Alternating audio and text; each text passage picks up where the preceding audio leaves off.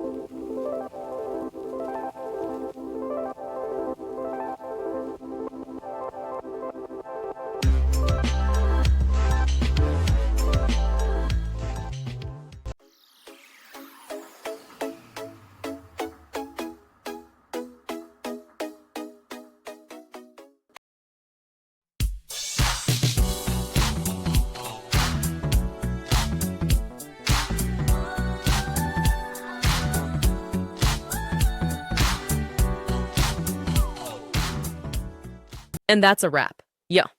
I hope you found the answer you were looking for. If you did, take a second to hit that subscribe button. It really helps out. And let me know in the comments which solution worked best for you. See you next time in the debug zone.